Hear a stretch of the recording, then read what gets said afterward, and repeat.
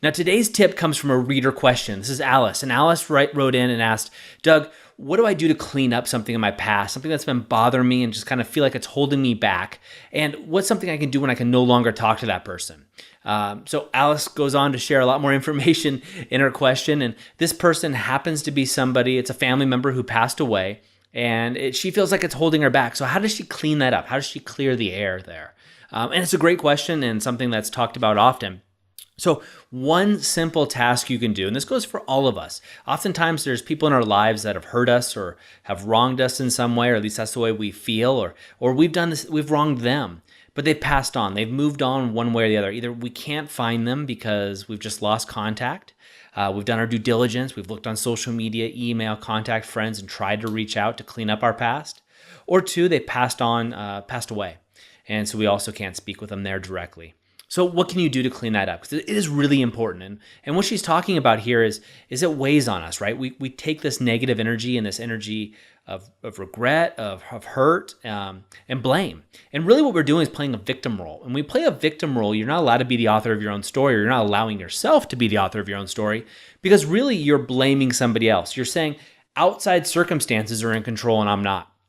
And that is not the key. It's just almost, to my knowledge, it's impossible to be the author of your own story and blame others rather than taking full action. But how do you do that? How do you clean it up when you can't have a conversation with somebody? Well, one way you can do it is writing a letter. Going back and just writing a very simple letter. And so writing it to this person. So I'm not going to mention who the person you mentioned and what happened is, because I think that'll call you out and a lot of people will know who you are. And I don't want to do that to you, but I want to answer your question. So I'm going to make up a story. So let's just say I had an issue with my sister. Now, I don't have a sister, so it's an easy one for me to use. But my sister passed away. And maybe I blamed her for something she said or did in my childhood. And this is a common thing that happens. So you create a story of, this happened, and therefore I made it mean something. So what I would do is I would write a letter out to her. Let's call her Sue. And we say, Dear Sue, I hope you're doing well.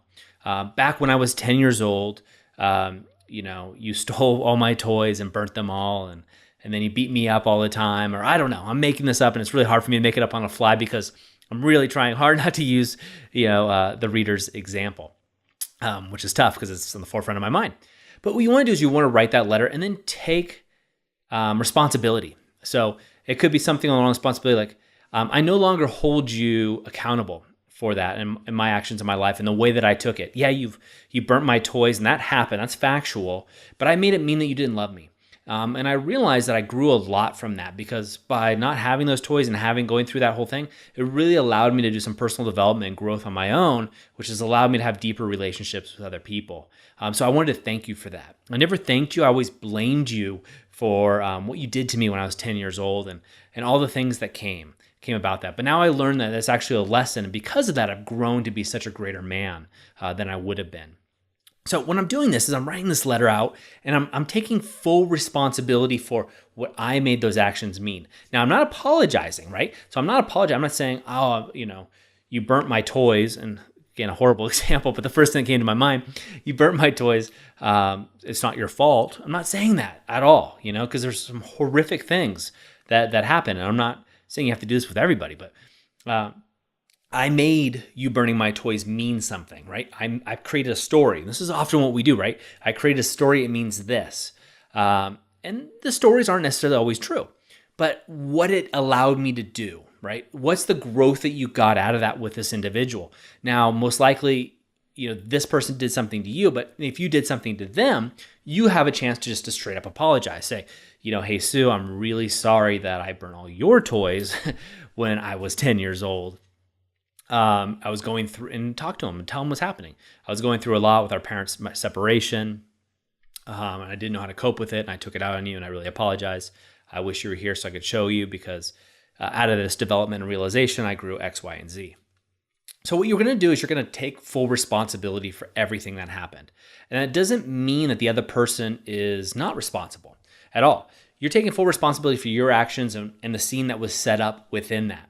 And I know there's gross examples where people have a lot of problems with this exercise.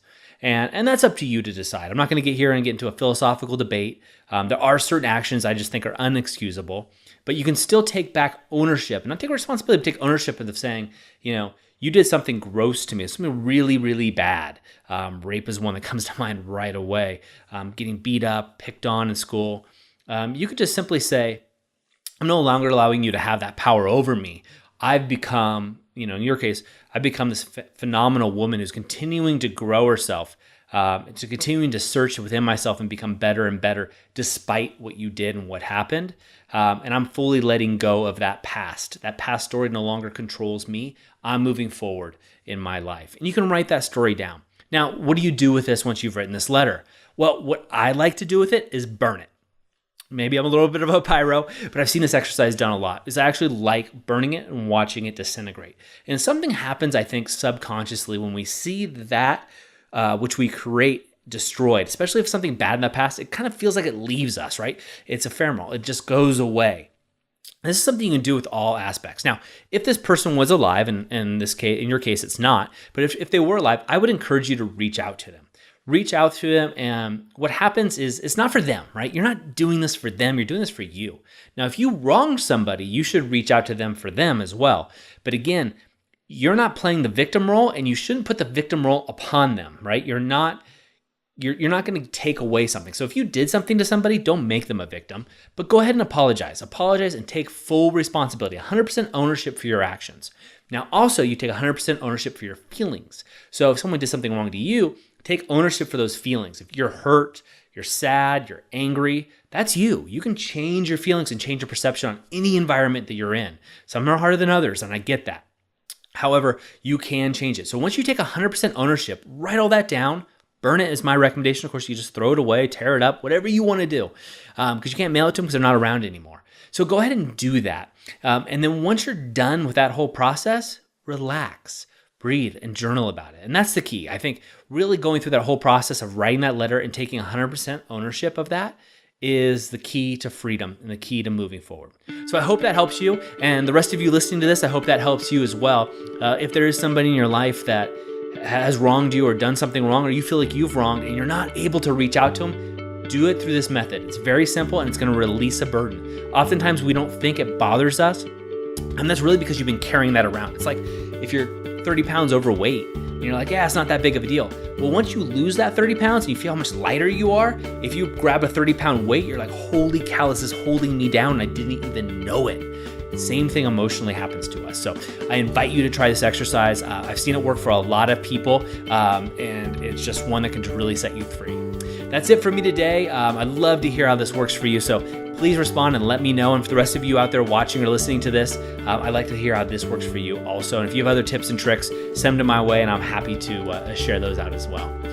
Go out and be the author of your own story. I have a question for you. What if you could transform your life for the better in just 90 days? Would you do it?